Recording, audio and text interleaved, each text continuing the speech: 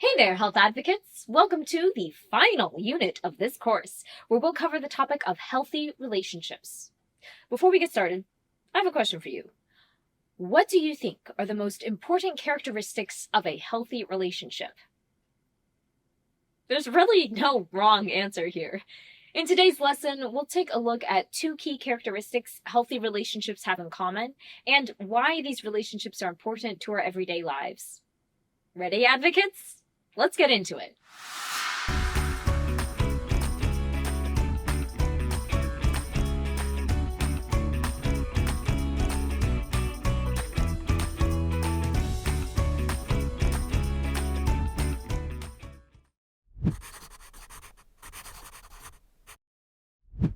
First of all, what comes to mind when you think of the term relationship?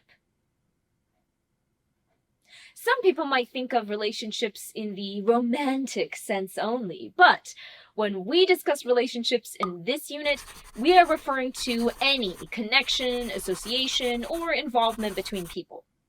This includes friendships, family relationships, professional relationships at work, and acquaintances, or people we know but aren't super close to.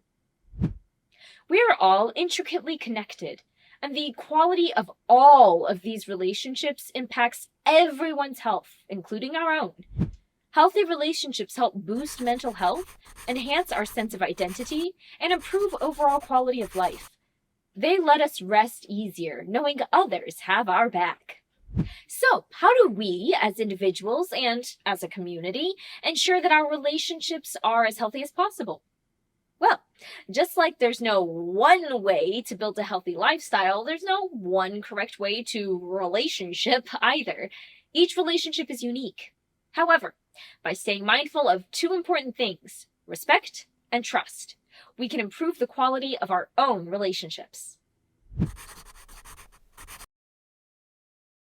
We'll start with respect. Now, you might be thinking, I know what respect is. Spare me the lecture, Caroline. So, to make things interesting, let's examine a statement about respect, and you can tell me if you agree or disagree. The statement is, respect is earned, not given. How are we feeling about this? While it's true that deeper levels of respect are usually earned through someone's actions or character, it's also important to recognize and accept the concept of basic human respect. This is respect that should be given to everyone, regardless of their status, achievements, or differences. In some peer groups, there might be a misconception that showing respect, particularly in the form of kindness or empathy, makes you appear weak. On the contrary, it takes strength and maturity to treat others with respect. Granting someone kindness, patience, and the benefit of the doubt, especially in challenging situations, requires true strength of character. It's a sign of emotional intelligence and self-confidence. With your reflection in mind, how would you define respect? Pause the video and write your definition in your guided notes. Here's what I came up with. Respect is recognizing and treating others with dignity, kindness, and consideration. It's an acknowledgement of each person's inherent value and worth, regardless of their background, beliefs, or life choices. At the risk of sounding very cliché, respect is about treating others the way you wish to be treated. What do you think are some specific ways to show respect in your relationships? Pause the video and write your thoughts in your guided notes. Here are a few that I came up with. On a smaller scale, respect could mean honoring a friend's decision that you don't agree with. Or it could mean treating a family member with kindness and understanding, even if they snap at you after having a bad day.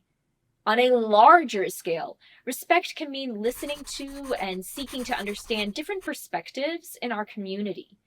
This approach fosters a positive environment where all individuals feel valued, heard, and empowered to be their authentic selves.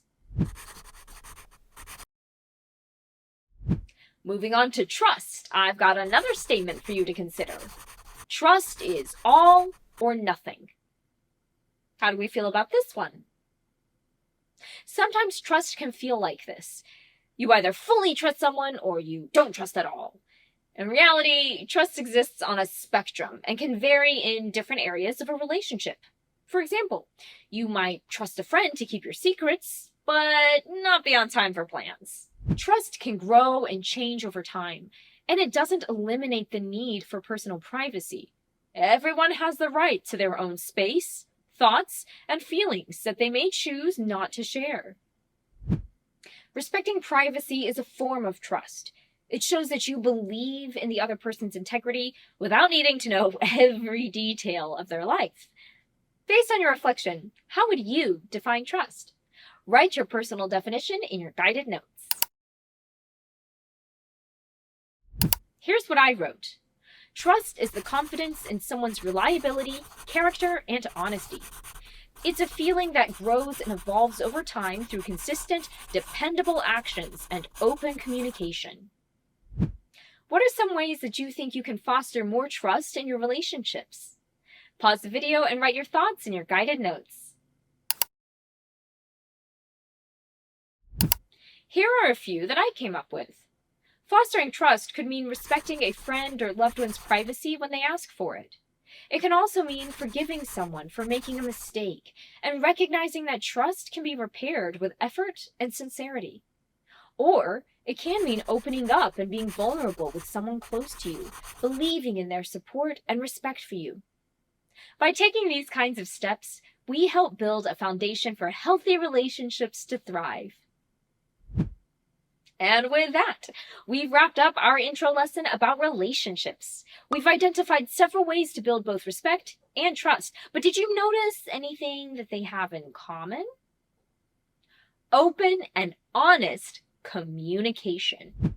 In our next lesson, we'll explore this topic further as we discuss some strategies for communicating effectively in relationships. Until then, I'm Caroline, and remember, prioritizing your health is a choice you make every day, and it's worth it. So, keep building that healthy lifestyle, take care, and I'll see you next time.